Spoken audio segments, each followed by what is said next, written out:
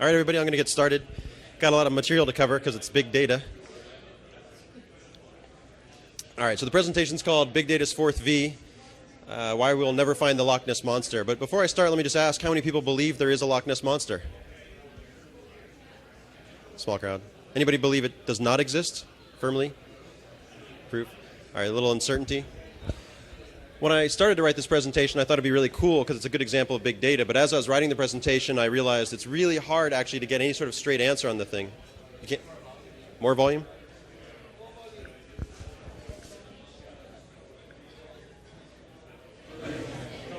Okay. Oh, that's loud.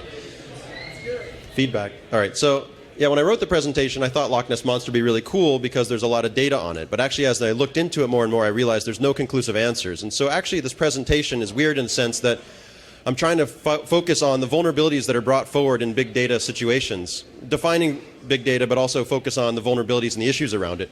And at the end of looking at some of these problems, you realize there may not be any hope. So that may be the problem here. But let me just get started. I'll introduce myself first because I know at BSides I've been asked to introduce myself before I talk. I like to do it the other way because I don't want to color your impression of me, but I'd like just to talk and then have you figure it out for yourself who I am. But basically, this is my 18th year. I've done a bunch of BSides presentations, two notable ones. I did Las Vegas, where I did a Cloud Odyssey, and I did StuxLove in 2010. Those were pretty fun to write, and they're on the web if you want to look them up. I'm a co-author of a new book called Securing the Virtual Environment, so if you want to check out anything about virtualization, that's sort of my specialty, or cloud. I have a few copies here, too, if you want to check them out. The book actually has a DVD in it with some attack scripts, and it shows you how to build an attack environment, how to attack virtualization, how to secure it. So it just came out last month, and it's from Wiley. It'll be at DEF CON if you want to buy copies. Flying Penguin is the name of my company. I started it 3 years ago full-time. I've been doing it for quite a while. But the idea is penguins actually do fly underwater. And so what I try to do in a lot of my presentations is take a contrarian view, show people things they might not have thought about before. Because a lot of people will say, they're birds, but they don't fly. And in fact, once they get underwater, they put their wings out and they fly just like birds in the air. So if you think about it from a scientific angle, you actually realize that they're one of the fastest birds on Earth when they fly. They don't swim, they actually fly. All right, so let me get right into it. I'm going to do an introduction, a little background on big data and why I'm interested in it. I'll do a part one where we talk about what it is. How many people here already have a definition of big data? Familiar, know what it is, work with it? Okay, so I'll spend a little bit of time on that because people are unfamiliar. Then I'll talk about what is really vulnerable and why vulnerability is so important in big data. And then I'll try to do some prescriptive stuff, talk about solutions or the future. And like I said, it may not be a pretty picture if you're looking at the Loch Ness Monster, but there are other areas that do have good solutions. Also, I think I want to mention that, one of the reasons I'm talking about this is because my virtualization presentation got rejected, which is my book. I'd really like to talk about that, but apparently this is more interesting to people. It got rejected at Black Hat, too. I'm actually happier to be speaking here. I like BSides. I'm a sponsor this year of BSides, so I actually contributed to the conference. But one of the things I have to mention is when they rejected it, they said back to me, like, virtualization, man, like, it's old. It's like, Zen's been zero-dayed so many times. You got to, like, really come up with something new and interesting, which I think is complete BS. I research virtualization exploits all the time. There are no, like, lists of 0 days on Zen, so I don't know what they smoke in Black Hat, but there's definitely like something else going on over there. And I think BSides really keeps it real. So this presentation is really about, hard-learned experiences and some of the stuff that I've seen in the field, stuff going on today.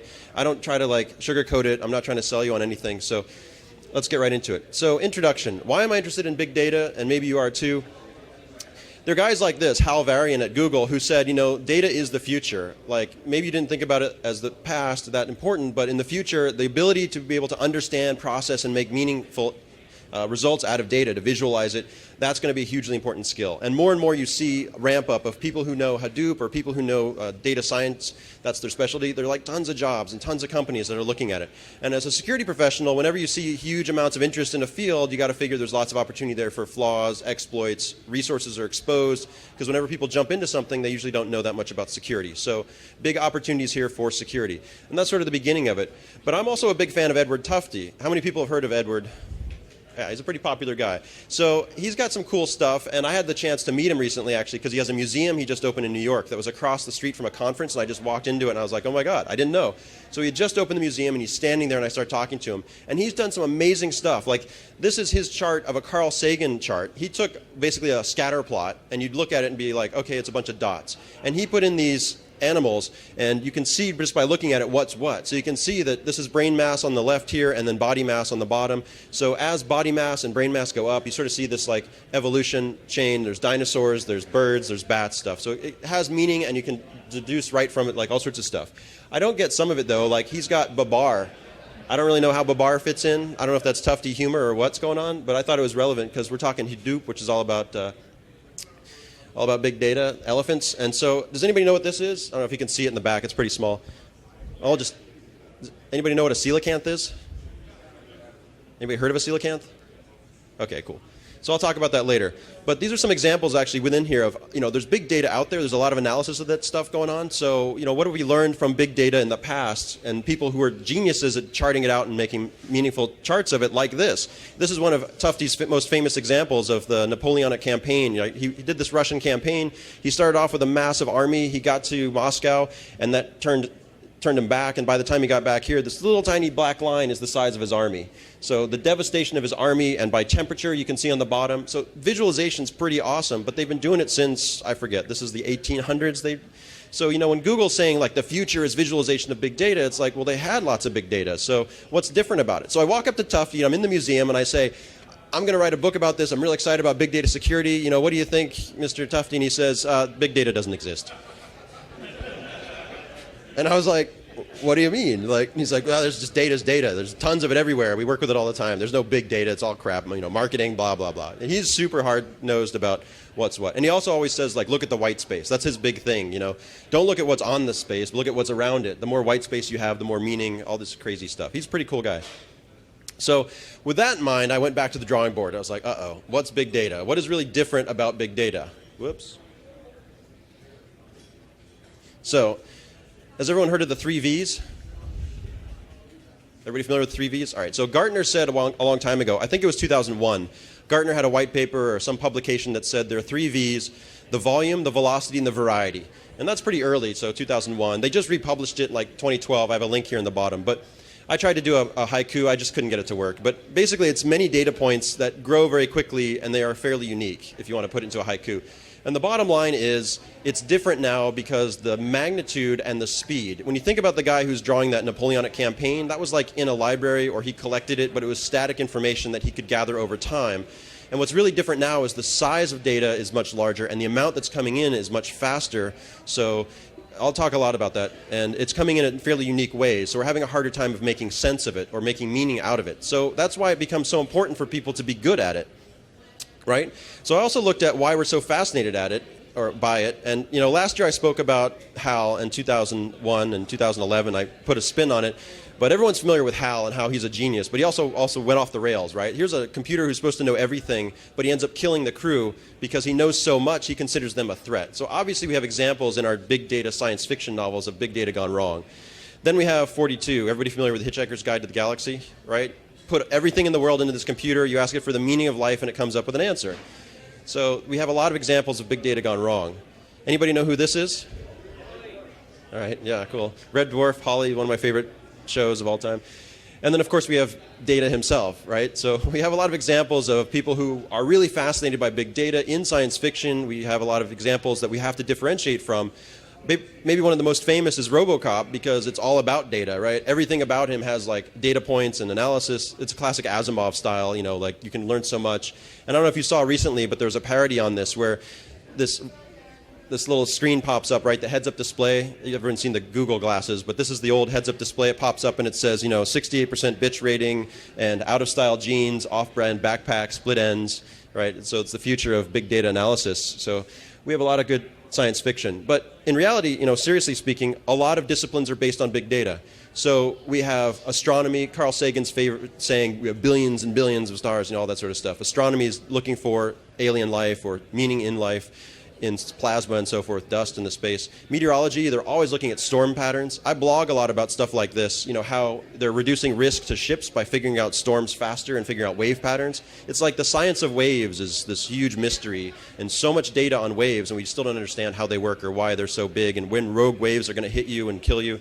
So geology has earthquakes, tornadoes, hurricanes, all that sort of stuff. Anatomy has disease, things we try to understand, or health, longevity. Economics has fraud. And then espionage, I wrote about recently. people have been telling me a lot about how the Chinese are spying on us, but I'm a big fan of studying, probably because of my background. I studied history and political science for a long time. But the United States was famous for its spying, and especially through the 80s on France, and it got caught a few times. And I posted something recently on my blog about how in the early 90s, the ex-director of the CIA just came out and said, yes, we spied on you, and you deserved it because you're a bunch of French bastards, and you bribe everybody and you don't play fair, so if we didn't spy on you, then it just wouldn't be right. We have to spy on you. So there's a lot of use of big data. Echelon was this huge, fields and fields and fields of supercomputers digging through everyone's data and trying to look for keywords to win in economics, basically. It proved that the economic system of America was better because it was free market, didn't need government interference, but of course, Echelon and spying is government interference, so you can see where that argument goes.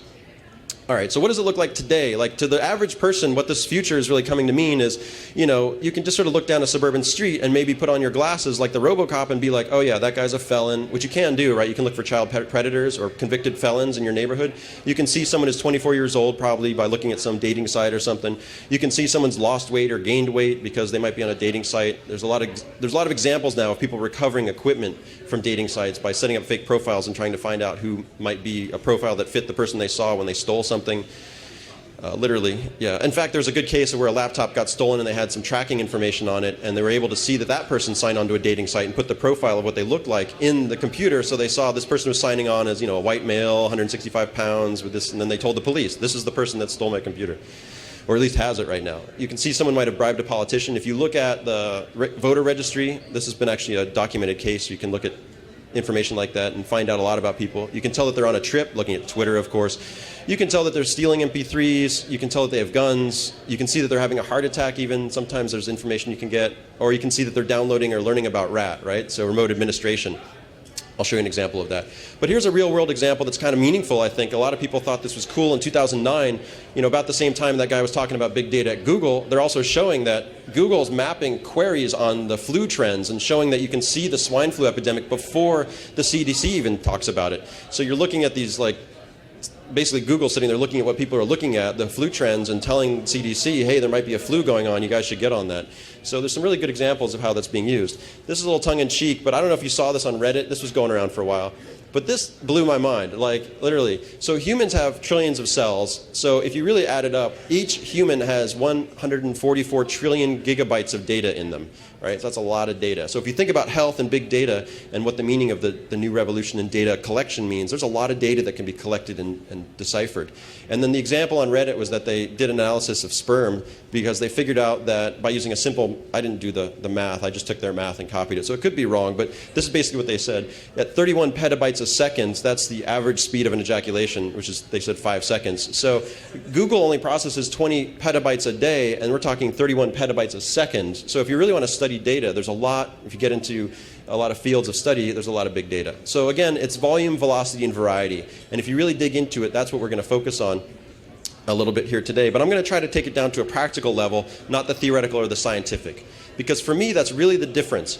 It's not so much about systems that are out there like Echelon or supercomputers that are doing research that are funded by governments. It's about the average person and what you're going to do with this data. Can you do big data analysis at your company, and do you have risk that you need to address, right? So there's 7 billion people in the world, right? This is, again, is Google. They've sucked up all of the World Bank information that's coming in, and they've now presented it on the web. So you can go and you can, as a person, mine World Bank data, and you can chart it very easily. So 7 billion people in the world.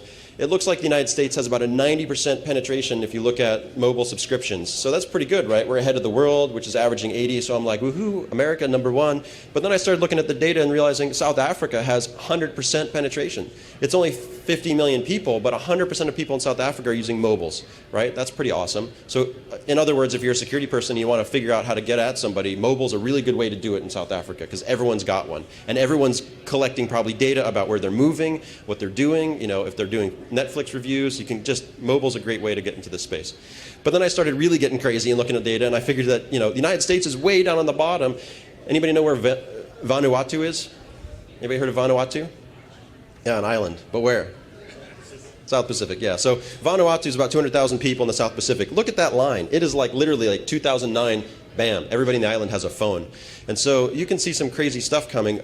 If you wanted to figure out how to take over Vanuatu, this is what I used to study, right? Coups, military engagements.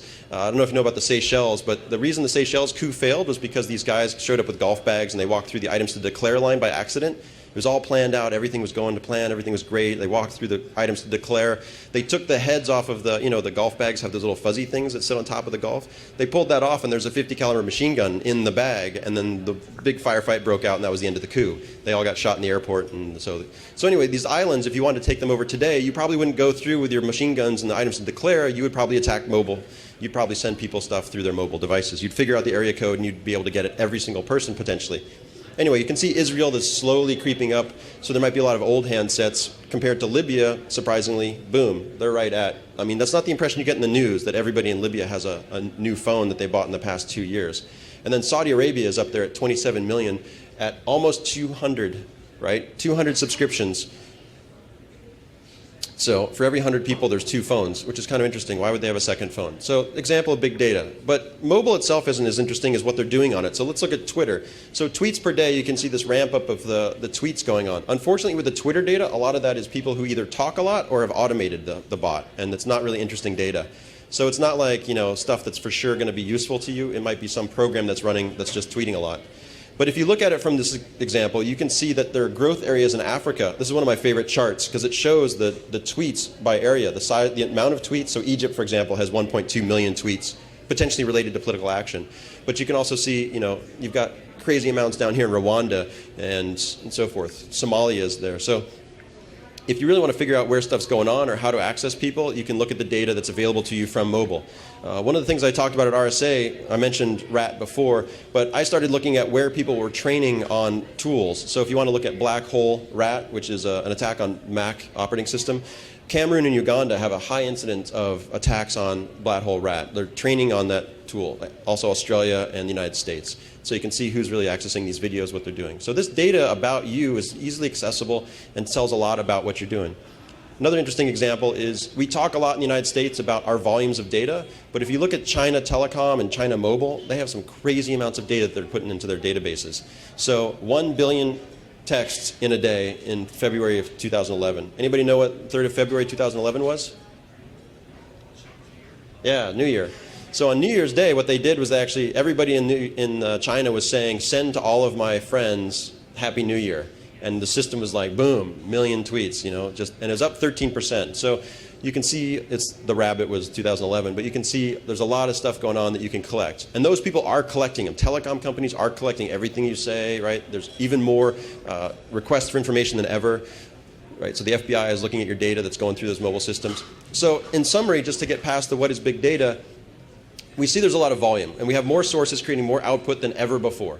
The mobile phone is really the future, and everything you're doing on the mobile phone, somebody this morning was showing me how their mood is being recorded by their mobile phone, and I was like, you want to put that in your phone? Oh yeah, I'm like telling it I'm happy, and it's like telling me I'm taking a picture of myself, and then it's recording my mood with my photo to have like I was like, that's like a psychological experiment nightmare. Like, why do you want to do that to yourself? So people are putting all kinds of crazy information on these small devices. It's expected, right? We like to do stuff. We're curious people.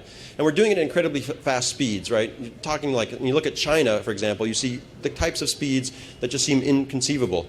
So, and then we have lots of variety. So you get audio and video blobs, binary large objects. You get lots of identification of people and the relationships. So once you have friends, of course, and you connect to people and the people you talk to the most often, you have opinions, ratings, and reviews. I'll talk about one of the examples of how that actually caught people out. Because the time that they would review something and whether you could identify them as an actual name is important. So yeah, like if you say to somebody, hey, did you review this really obscure movie like Me and Tito? And they'll be like, yeah, that was a great movie. You just go and look at who reviewed it, right? And you can see, now I know that's that person, that's what their opinion of it. It can be really dangerous. I do a lot of Yelp reviews, and I work really hard to make sure no one ever finds out who I am. Right? The anonymous thing is huge, and it gets harder and harder every day. So configurations, of course, there's a huge amount of configuration data that's coming in. Settings. If you're a hacker, you of course want to get into a system that's been misconfigured. So I have dummy systems up. I have Drupal sites up, for example, that people are constantly trying to log into. And I can constantly see people trying to get in because of how it's configured. So it keeps me apprised of when the next attack will come. And then logs, of course. But at the end of the day, it's about accessibility to that information, and it's about being commodified. Anybody know who came up with the word commodified? No? Karl Marx. So this is one of the old Marxist sayings, but he was basically talking about commodities. But his point was that stuff that doesn't have value gets value. And I think the future is really in the fact that more and more of us are going to have access to this data, and we're going to do stuff. Like you saw what I did with the Google charts. You could probably start doing that with mobile information, especially if you can figure out how to hack in and steal that mobile information. That might seem implausible until you start looking at some of the APIs that providers give you. And then stuff you can do, like that's the choice point breach, right? Some Nigerian dude in Los Angeles called up and said, I'm a business, and boom, he downloaded everybody's identity information. What he did with that, he could have been doing like marketing, he could have done, China just shut down this company because they said that it was a legit company collecting investment information. 150 million people they collected investment information on in China, and once they figured out that it was actually being used for illegal purposes, the Chinese government shut it down. You'd think that that would be like, yay, you know, awesome, you're protecting identity information, because that's the story we tell in America when people do that kind of shutdown. But instead, the American press, CNN in particular, said it's getting harder and harder to invest in China because they're shutting down our source of information about individuals. Right? So it's not a black and white picture, right? A lot of times that information is useful to us, especially if you're an investor, to figure out whether someone's a legit business person. You look at their loans, you look at their history of income, you look at their tax returns, and that information is what you use as a bank. But if you're an individual investor trying to invest in a small company in China, you're now representing a microloan or something. You're like a bank, so you're going to start trying to hack in and get people's information. So that's the problem. It's more accessible than ever, and it's become commodified. It has real value to us. That's why it's big data now, whereas Tufte is saying it's just data. This is what big data is about. So I put it in terms like this. Data management tools used to be like this, right? Expensive and slow, but you could get the work done. If you had a horse and a plow, it was good enough. But there's so much data now, we need tools that's going to go out there and harvest this stuff like a combine. Just take it up really fast. So that's the next section. Why is stuff vulnerable, right? When you think about what the combine is going to be mowing down and what it's going to be accessing and how secure it is, a lot of scary stuff comes up. Because essentially you're talking data harvesting. Who do you want to have a data harvest tool? I could go on and on about pesticides, but I'll skip that. So the fourth V, vulnerability, is really the three Vs being done without CIA, right? Confidentiality, integrity, and availability. So it's a little contrived, but I'll try to fit it in. Security terms don't always work, but I'm just going to try to use it for convenience because we all know those. But first, a quick quiz. Let's say that you're in charge of a database that has usernames, real names, date of birth, location, sex, that sort of information. And Pepsi comes along and says to you, we need all the birth dates, right? You've got the date of birth information. We want to give you $10 million to give us that date of birth information so that we can run a campaign on 13-year-olds who drink Pepsi. What would you give them? Where's my clock? Tick, tick. Contest? HR department? There is an answer. I mean, you can give them something, but what would you give them so that they can get what they need done? You can't give them the birthdays because you've given them the data, right? Now they have everybody's birthday, and what can they do with it? Log into their accounts and steal all sorts of stuff because that's their birthday. They're used for registration and password resets.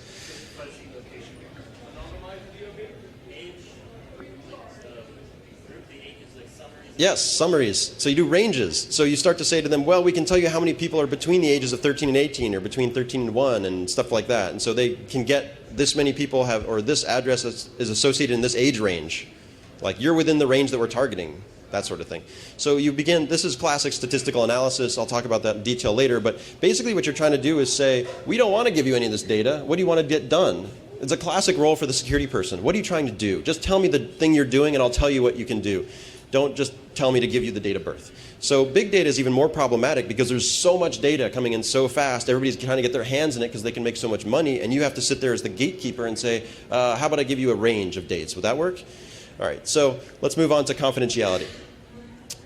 Here's a quick pop quiz. Anybody know why New York, Illinois, and Florida, even though they're in the top 5 most populated states, are way below on breach data? Like, I threw this graph together for some. Go ahead.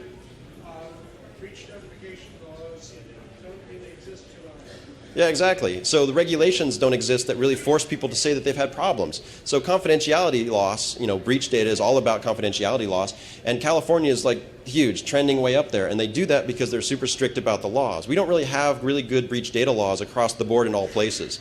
So when you think about confidentiality and you're looking at like where it's done best, it's pretty much a reflection of where people have regulated it. And so you can do some, it's my attempt to be like a cool chart person, but that was a quick 5-minute job. All right, so confidentiality. some of the things that come up when we talk about confidentiality of big data is like deletion. Like you don't really know where the data is going or where it is. Can you ever get back and delete it, especially on large farms and clouds? Because these storage arrays, without getting too technical right away, I'll get to the technical stuff a little bit later, but the super technical problem is that once you set it out there, it's like classic problem of disk storage. You write it somewhere and then you decide to write it somewhere else. You just move your pointer, but you don't actually get rid of the stuff that you've written before. It's sitting out there somewhere in some disk array. And so it may actually still be there and somebody could potentially go get it. So this worries people. A lot of people stay up at night and then they go, could we write a deletion algorithm that could go, well, really only the storage vendor could do that, and that's not happening right now. The next thing is self-destruction. Okay, so if they're not going to write the tool, can we actually have the data kill itself? Right? So there are actually tools now being discussed, like Vanish out of Washington. They're talking about, this data sits out there for a little while, and then if you don't access it, it's gone. And you can't use it. You don't have the key anymore, so it's useless. Which brings up all sorts of other issues about, strength of encryption, and can somebody reverse it? Because wiping supposedly is irreversible. Encryption theoretically is reversible. All right, but aside from the technical stuff, there are all these statistical control methods. That pop quiz I gave you about Pepsi is really about these types of methods, right? You can do aggregation, so you can do age groups. You can do salts. We're familiar with those for passwords, but you can actually add a lot of noise into your stuff. So when people get it, it's got this secret salt in there that tells you that it's your data, and it actually makes other data look hard so they can't figure out how to get the other stuff out. It basically munges it. But you know what it is, so you can go back and do a one-way or something. You can do imitations and synthetics, so you only give them some representation of the data. You can replace the data, doing swapping with like data, so they don't actually know the true data. They only know what you've given them. You can do wiping and suppress certain aspects of data. If you're familiar with PCI, you're familiar with some of this stuff, because every time you go into a PCI environment, they say, like, what are you doing to get rid of your cardholder data? Well, this on big data is a massively larger problem, because you have so much more data to figure out the value of and to delete, destroy, get rid of. So with that in mind, there are all these studies you should look at that are really relevant to this. Like in 1999, I think she might be the most famous, but LaTanya Sweeney basically said that she could figure out almost 90% of the United States by just looking at zip, sex, and date of birth. So if she could get your zip code, your sex, and your date of birth, she'd be good.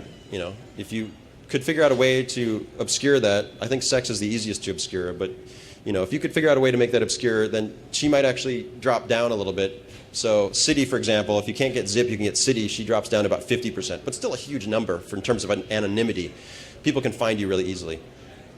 And what she did basically was she took a cross-reference of a healthcare survey, I think some big data repository of healthcare information, and she mapped it to the Massachusetts voter registration database. And by doing that, she was able to prove this, and she was able to prove to the governor of Massachusetts that she knew exactly what his symptoms or what his cause was that was kept by the insurance company. So it was pretty shocking. 2006, also very famous, AOL Research came out and said, here's 20 million queries of 650,000 users, and they said it's totally anonymized, so we can release this amount of information because no one will ever track anyone back. And the New York Times went out and said, oh, here's Thelma Arnold. We figured her out right away because she wrote like the stuff about her like town. Well, you know how searches work, right? You type in something that's very easily identifiable as you. So, you type in your name, Thelma Arnold, and they go, well, that must be Thelma Arnold looking for herself. And then you type in, why do dogs pee on rugs? And well, that's Thelma. She has a dog that pees on a rug all the time. True story. She actually typed that in. So 2006, the Netflix prize, right? This was where these two guys, there was a prize set by Netflix. I forget exactly what the prize was for, but they released 100 million records, 500,000 users, pretty large. And what they figured out was that if you could get a title of a movie and a rating of the movie and the date that it was rated, you could get 99% identifiability on the people that used the database in Netflix. All right, so confidentiality kind of sucks in these systems. And the most latest one, the most recent one that I've noticed is like this Apple versus Bitdefender Klufel argument, where Apple's basically trying to pull the Klufel tool off of their site. You can't get it anymore, I guess. But they did a quick 60,000 app study, and they figured out that about 42% of the apps aren't encrypting network traffic. 41% of apps are accessing your actual location information without your knowledge. They don't tell you they do this. So the mobile thing I was talking about before with the penetration, if you want to release an app and have people download it, you can get a lot of information out of people. And so the point of that is obviously that there should be something done about this. And what's being done is Apple is removing the tool that tells you that you're vulnerable. So at the same time, there's 25 billion apps that are downloaded from Apple and 20 billion apps downloaded from Google. So the magnitude of this problem, they're studying 60,000 apps. There's probably a lot more data analysis that can be done on the confidentiality issue. But let me go ahead into integrity. Much more interesting in my opinion. Confidentiality is the classic security issue, privacy and stuff, but integrity of big data is even bigger and even more interesting. One of the biggest problems is, of course, that the data is just simply wrong. You get in your GPS, you drive through the desert, you end up in a dead road, you get stuck and you die. True story. If you talk to the park rangers now, they say, do not use your GPS if you go through the desert. If you drive through the Mojave, they will warn you, don't use your GPS, because it'll tell you there are roads where there are no roads anymore. It'll send you down paths that don't have, pavement, and you'll get stuck. So there are lots of examples in England of people driving to the river, driving off bridges, because it says, in fact, when I drove over the Bay Bridge in San Francisco, a lot of times it says turn left, right in the middle of the bridge, right? So there's serious integrity issues. But some other examples are the inner city blue milk issue, where they tested a lot of inner city kids, and they said, what color is milk? And they said blue. And they were like, oh, inner city kids are dumb. But then they realized that it's like this issue with context where they actually get cartons of blue milk. Like the milk cartons themselves are blue colored. And then they realized when you look inside, it looks blue. Like because the cartons are blue, and also because it's like thin milk, skim milk and stuff like that. It has a sort of a blue tinge. So a lot of the data may actually be polluted by the way that you're setting it up, the way you're querying people. And then there's the old diaper issue where Arthur Little did a study, and he actually polluted the study by going in and, well, this was during the controversy of disposables versus cloth, and he was hired by a company that made disposables, and he went and proved that disposables are much safer for the environment because you use less water to make them and all that sort of stuff, the big picture argument. So he created a context that gave the argument a whole new meaning, and from that, really, that's why disposable diapers, I think, became so popular. One of the reasons was this landmark study that changed the context to change the meaning of all the data. But it really questions like whether the data was valid. Another example of diapers in terms of poisoning, I talked about this in New York, and people thought this was funny, but it basically was, people want to sell diapers, so they try to figure out a way to market diapers to a community, and then they try to figure out who's going to buy them. So they set out these market study areas, and then somebody went and just bought a ton of diapers. Like they went in that area and they just bought all the diapers to make sure that the study looked really good. And then they started like American shipment of diapers was totally based on this little market study, this extrapolation. Of course, nobody bought them. And so it was this huge mess to clean up. All right, didn't go over big here, but I thought that was funny. All right, so frozen Coke homework. Does anybody remember frozen Coke? Yeah? No? Nobody? Frozen Coke was huge. It was like the biggest, it was like the future of Coke, right? Well, that's the problem with the study there too. So they set up this thing where they would actually pay, it wasn't going so well when they were studying this region, so they paid kids to go to the big girls, big boys, whatever those places. They were like, if you come in and do your homework, we'll give you a voucher for frozen Coke. And so all these kids would come in and do homework, so they get free Whopper, free frozen Coke. It was basically like a Frosty. So all these kids started going and buying frozen Coke, tons of it. So they were going to launch this huge campaign, and then an auditor figured out that all the data had integrity issues. It was all fraud, and Coke wrote off like $9 million. And that's probably why you haven't heard of frozen Coke, because otherwise they would have shipped it to the entire country, and you would have been inundated with like, frozen Coke's the best. Look at this market data, right? Big data. And then there's also just flaws in the data that comes from like the Intel Pentium floating point unit error. You can get bad sampling. This is actually someone else's story, so I don't know if I want to tell too much of it. But in 2011, there was a huge rabbit flu scare in San Francisco that no one heard about. It was Fleet Week. All of the Navy was there, all of the brass, and one of the sensors tripped that said there was a rabbit flu. Anybody know what rabbit flu is? Yeah, I didn't know what it was either, but apparently it's like this obscure hunting thing where rabbits die and they get the flu and they die, and then if you kill an animal that ate the rabbit, you can get the flu, or if you work with a rabbit that's got it, you can get it. It doesn't seem like that big a deal. You get the flu, you get over it. But in the 50s, the United States did a lot of chemical warfare analysis of rabbit flu. They were going to drop it into countries and bomb people with rabbit flu. So when the government found out that there was a rabbit flu sensor trigger, they didn't think, oh yeah, somebody with a hunter or the situation might be tripped it or a dead rabbit. They thought, chemical warfare, weaponized rabbit flu. So they were like ready, literally moments away from shutting down the entire Bay Area. And then they discovered that someone's dog had dragged a rabbit carcass out of the backyard into a closet, and that person wore a coat, and they got on the roof, and the sensor was next to their coat, and then bam, they were about to go into DEFCON 5. All right, availability. So that's big issues with integrity.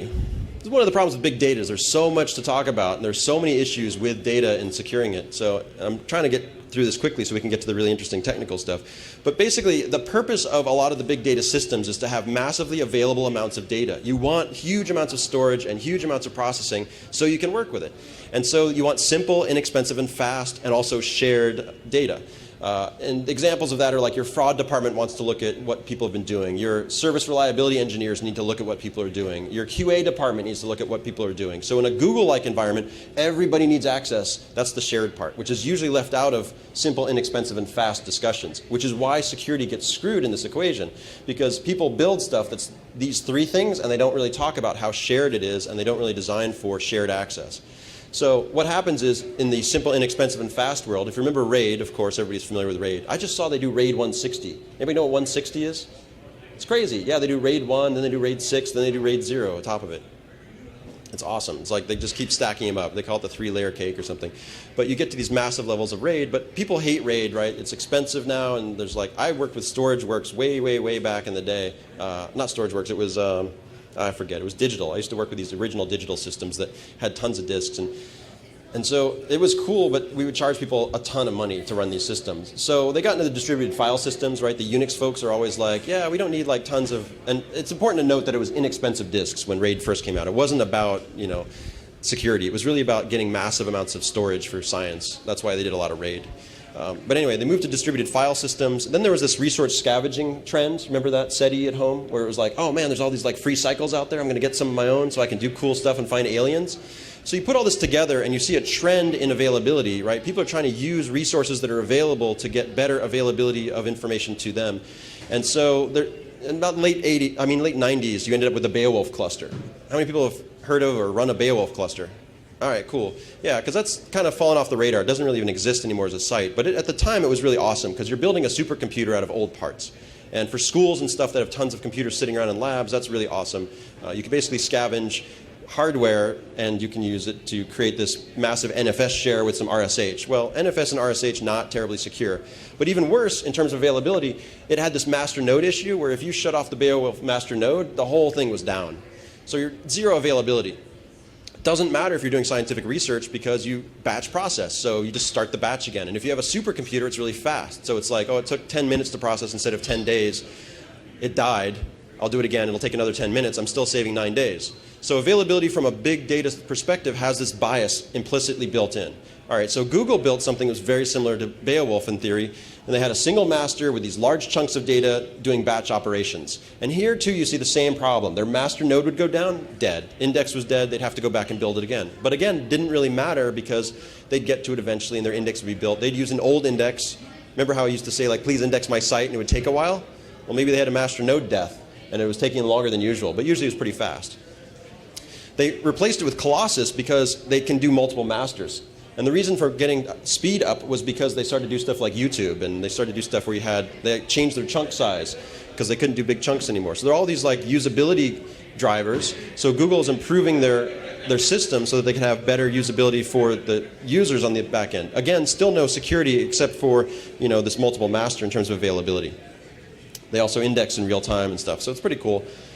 But I thought this was really interesting. If you go back to 2003 and you look at the original paper that Google wrote, this is proprietary. You don't have access to this. You can't run your own Google version of this, right? The GFS or whatever it's called. But they said in this paper, they exposed themselves a little bit and said, we treat component failures as the norm rather than the exception. And yet, they have this master failure problem. And then if you look later in the paper, it says, having a single master vastly simplifies our design. So think about yourself as a security professional arguing this case. Well, yeah, it simplifies it, but it goes down. So what if we spent this much and had more availability? Doesn't it weigh out? In the end, they actually did that. So let's look at Hadoop then. Hadoop is something you can actually use. And everybody talks about Hadoop all the time because it's like you can do cool Google stuff, but you can do it, right? That's my whole point, really, is now this big data is moving into your realm because you can run home right now and you can set up a Hadoop cluster and you can start going. You can start Hadooping. So the basic architecture here is very similar. You have this MapReduce, which is a fancy way of saying that you're going to give lots of little things to do out to lots of resources. And then those are going to be run on these little nodes. So stuff that you want done and things that are going to do it. But they had a name node issue since they based it off of Google that was very similar. So it could die, you lose your name node, you lose your whole thing. That actually has bitten a lot of companies. And I've seen more and more companies say, we didn't understand there's this big availability issue. Our Hadoop cluster is going down. We're trying to do real-time processing and like lots of data analysis. The data's coming in super fast. Why can't we do it super fast? So name node failure. So let's look at it a little closer. Basically, you have the name node that's trying to set up these tasks and on data nodes. And it does this map, which I talked about a little bit and a reduce, which I talked about a little bit. So here you send your data, it gets mapped to all of your resources, and then once it does the processing in record time, like a supercomputer, it hands it off, and then you reduce it back so that you have a final answer. So that's how a lot of computers end up looking like one giant supercomputer. And you have a job tracker. Well, obviously you need availability here and you need redundancy, but what actually came to mind when I looked at this was the communication between these devices. Remember the shared part? You have lots of stuff working together. The shared part is where your vulnerabilities really get introduced. So you move through confidentiality, integrity, and availability, and you start to realize that if you're going to look at availability designs, which is what the systems are based on, you start to find risk around confidentiality and integrity. Because if that RPC read is not secure, well then anybody can read or modify or change. And so that's exactly what's been happening, is that you're seeing authentication by assertion only in the Hadoop clusters. You're seeing authorization that's single user, and the single user happens to be named Hadoop, so it's pretty hard to guess and get in there and change the data. Remember the diapers, remember the Coke, the frozen Coke? If you want your marketing company to be successful and really invest in stuff, you go in and you modify a Hadoop query, you're golden, right? You don't have to go hire kids anymore with coupons. You can just go and modify some data. And there's obviously money in that. And then there's accounting, right? With no authorization, you can't really figure out who did what because you have one user doing everything and really no authentication, so it's like your accounting system's toast. Well, Hadoop knew this, and so they started to get in trouble with some people, and they started to fix it. So it's cool. We're seeing a trend here. But basically, the ease of use led to a design that was for arbitrary code execution. You tell it to a security person, they're like, what?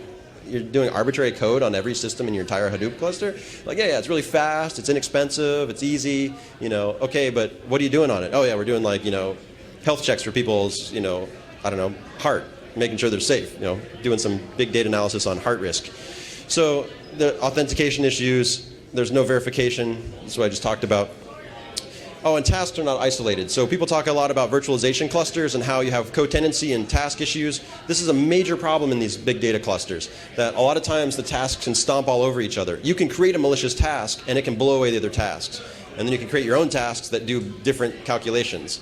So there's a lot of really cool opportunity for hacking through the Hadoop clusters. Unfortunately, though, or fortunately, they're getting some idea of what to do, and it follows the classic trend of security. What you're seeing is they've built Kerberos RPC and strong authentication. So Kerberos, not my favorite form of key management, but it's at least a strategy where it does ticketing. So before you can actually go in and do something, you're going to get a ticket from the Kerberos server. It does some group resolution on the master nodes. So if the master node doesn't know who you are, it might not even do it, which is cool, because now you're getting access controls. And tasks are run as the users, not as some single user. So you can see the basic controls being brought in. And this came in February 2012. So the chance of somebody doing this, upgrading and using this, is marginal to slim right now. But it's a good future. It's definitely going in the right direction. They're also putting resource controls, which on Linux would be your ulimit controls, and they're giving ACLs to jobs. But all that being said, I noticed that there's a threat assumption right in the document if you go and look at the Hadoop documentation.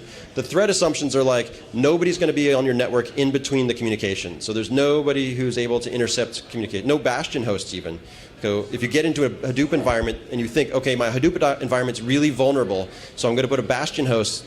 I don't know if that's the right term anymore, but I'm going to put something that a jump box, or who knows what people call it anymore, but I'm going to put something there that you get on to get in so it's secure. Well, that box can actually do man in the middle, so it breaks the entire security model if you don't have really good control over how people are getting in that environment. It also assumes that nobody has root. Like, users never have root on those systems, because then you can do bad things. Just kind of goes without saying, but still they call it out. And then there's no control over packets. So if users have any control over packets in the environment, there's really no network level security in these big data environments. That's basically what they're saying. All right, so putting it all together. Basically, this is an example that I came up with by looking at the guy's blog who does a lot of Hadoop work, and super smart guy. And what he says is, I took this study that's about narcotics officers. And narcotics officers are looking for people who are dealing in drugs. So they've got a few users, and they go and look at the call logs. And the call logs tell them they're calling Bogota and they're calling San Diego. They live in Los Angeles. So the idea is, can you tell who's calling Bogota more often than the average person? Because that's going to tell me that they're a cocaine dealer, in theory.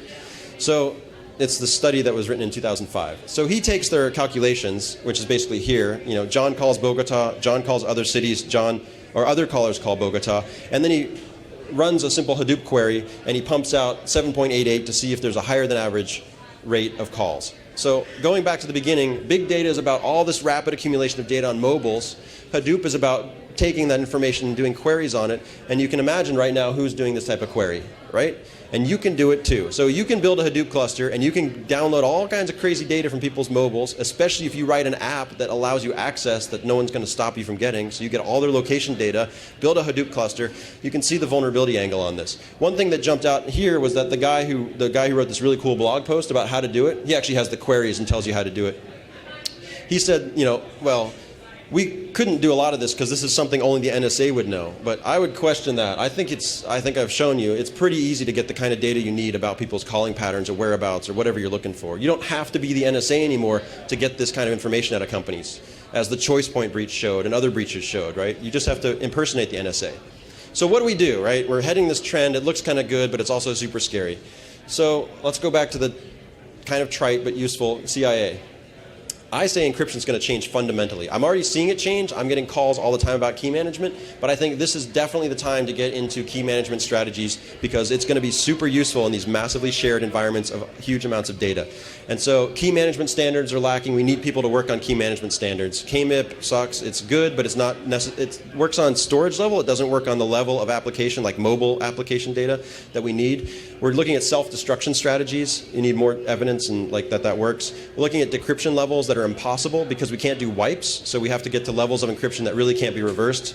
And then we're looking at poison pills, so if you got the data, it would like do something to you. Like we could tell it was yours. It's like marked bills, ink blots, stuff like that. So can you put an attribute on data that would be only your unique attribute so you'd know when somebody stole it?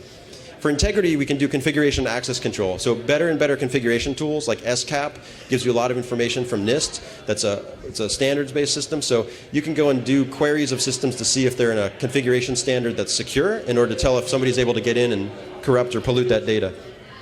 Containers and segmentation is a big part of it too, where data that's in this segment is protected, but data that's over here can be messed with. So examples of that are new hypervisors that are coming out to allow you to run an instance and then you destroy it at the end. So the more hypervisors you can run and destroy, the easier it is to prove that you have integrity of data, because in that instance it was secure, and when you destroy it and then start it again, it's back to that original state. It has integrity. All right, so the last one's availability. I think more and more we're going to see peer-to-peer communication. I'm sort of disappointed that there's a cool new tool that came out that does encryption of mobile communication, but it calls to the server every time. It goes to them and does communication. And I'm like, I don't want to talk to you. If I want to talk to my friend securely, I don't want any relationship with you whatsoever. But anyway, for availability, I think there's going to be more and more of that peering structure, because when you think about that guy goes down, I can't talk securely anymore to my friends. I would much rather have 5 friends and I can peer traffic through them, which is like the Skype model, and a lot of people use that already. But I would look at more and more of that. A lot of information is going through peers as opposed through central, which makes it harder for people to get central databases of what's going on. But that also begs a trust framework and people impersonating. So from that, I go to the Loch Ness Monster. I knew it was going to be hard to bring into this equation, but basically, here we go again. Confidentiality, integrity, availability. You've probably seen this picture. This is the original picture that showed up in 1934 that said there's a monster. Since that time, they've tried to prove over and over again that the monster exists. It's like they've taken in so much data using sonar most recently, but they use binoculars, they use radio signals, they use all kinds of crazy stuff, pictures. Every time they do it, in 2003 they said they really proved it didn't exist, but every time they do it, there's an integrity issue. And I'm like, really? Like they couldn't protect the data every time they do a test? It was really that hard? You would think there'd be so much on the line, they really want to prove it, but sure enough, it's like the Loch Ness Hadoop monster. This is literally a theory. It's one of the most compelling theories. There was a circus in town, and it like had an elephant, and it was swimming around with its trunk up, and they took a photo of it. But the one thing that makes this not compelling is that somebody said, if the circus really was doing that, why didn't they like reveal that it was them and just call the paper? And another theory is that it was staged by someone who hated the paper and wanted to make the paper look bad, but no one ever called in and said, you're idiots. So a lot of the theories are hard to prove. But anyway, back to the point. In '87, they did this deep scan by this guy, Loran, pretty famous guy, I guess. He invented like sonar technology. So he goes out there and he uses his sonar and he says, there's something here we don't know, and there's something here that's larger than a fish. And I'm like, are you trying to sell Loran sonar systems? Or like, you don't know what's down there? Like, that makes your system sound bad, right? But it's like the Loch Ness Monster. People want to buy the technology to find the answer. So it's this weird thing that we're really bad at. And then this study in the 70s, this guy said, no one's sure how the original came to be altered. And no one's really sure how, like, he took all these photographs that supposedly proved that this head was in the water. But it strangely looked like someone had altered the photographs and no one could explain why. So when you really look at it, like, we're really, really bad at integrity in this issue. But we're really good at this, which is being creative and coming up with crazy answers about data. And that, I think, is a huge warning. A lot of the big data analysis we've done historically has been way off the scale in terms of creativity. In this case, there were guys who were doing gold mining in Gobi Desert. They were nomads. And when they would take the gold and sell it to other civilizations, this just came out, this book that talks about this, but they would go and sell this stuff and to the Greeks, for example, and talk about these amazing griffins. And the Greeks have griffins now. If you look at Greek literature and history and you go and look at urns and stuff, there's griffins. And there are these wings and beaks. Well, this anthropologist went back and found that the Protoceratops left behind these bone structures that had these beaks and stuff. And so she was thinking, well, they just looked at these bones while they were digging for gold, because they'd show up as they're digging, and just go and talk it up. And that's why they have this relationship. So this whole idea of these people out in the field doing data analysis with all this stuff and then telling stories and coming up with these crazy explanations and then believing it and then handing it off. That's the key. Other people believing it. You see there's a trust relationship there. You see there's an integrity of data issue there. So we're really good at making things bad, making the data even worse than it should be. So the integrity of discovery is sort of where I'm headed with this. Right? The coelacanth, which I mentioned at the very beginning, is this fish that people said they discovered in 1938. But in fact, I'm sort of personally familiar with it. This is a picture I took of a coelacanth in a museum. But this is a fish that was caught all the time by fishers. They would catch it, they would pick it up and be like, oh, not another coelacanth. This thing's oily, it's disgusting, it's spiny, it's gross. So they'd throw it back. And they were doing this for a long, long time. Well, then some Western scientist shows up and he's like, wait a minute, this has been extinct for 60 million years. You've discovered the first, case of the coelacanth. And it became this huge international phenomenon. And by the 50s, they were being documented and talked about this massive discovery. But in fact, it seemed like a lot of people already had this data. It was floating around. And there was sort of this question about, are we really, when we look at this data, are we really being honest about when we discover things and when we're finding answers? So I think it's another warning that we have to be careful. When people present data analysis, sometimes what they're doing is representing stuff that everybody already knows, just in a new and novel way. But they're not really helping us with answers. So that's basically it. Big data's fourth V. What the data is, why it's vulnerable in all the different ways, and then what we're going to do now. Thank you very much.